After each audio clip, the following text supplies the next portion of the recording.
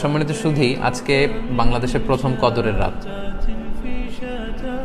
যদিও বাংলাদেশে ২৭ তারিখের রাতটাকে খুব বেশি গুরুত্বের সাথে পালন করে, কিন্তু আসলে রমজানের শেষ দশকের ৫টি বেজর রাতের যে কোনো রাতে কিন্তু কদর হয়ে যেতে পারে। তাই বুদ্ধিমান মুমিনের কাজ হচ্ছে ৫টি বেজর রাতের প্রতিটি রাতেই সমানভাবে সমান গুরুত্বের সাথে ইবাদত করে যাওয়া, তাহলে কিন্তু কদর আর মিস হবে না। আল্লাহ রাসূল সাল্লাল্লাহু আলাইহি সাল্লাম বলেছেন, মান হুরিমা খায়রাহা ফাকাদ হুরিম। যে ব্যক্তি এই কদরের বরকত মাহাত্ম্য থেকে বঞ্চিত হলো, সে আসলেই বঞ্চিত হলো। কারণ পুরো রমাদানের মূল আকর্ষণ হচ্ছে এই কদরকে ঘিরেই সবকিছু। সো এই কদরের বরকত থেকে যারা বঞ্চিত হলো ফাকাদ হুরিম, তারা আসলেই বঞ্চিত। হি ইজ দ্য লুজার,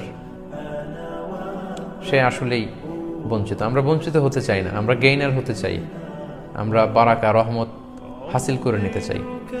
আল্লাহ রাসূল সাল্লাল্লাহু আলাইহি ওয়াসাল্লাম ইরশাদ করেছেন, ফালতামিসু ফিল আশরিল আওয়াখির মিনাল বিতর। রমজানের শেষ 10 দিনের মানে শেষ দশকের বেজর রাতগুলোতে কদর তালাশ করো।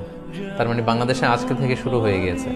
তার মানে 21-এর রাত, 23-এর রাত, 25-এর রাত, 27-এর রাত এবং 29-এর রাত, এই 5টি বেজর রাত, অড নাইটসগুলো, 5টি রাতের যে কোনো একটি রাতেই কিন্তু কদর হয়ে যেতে পারে।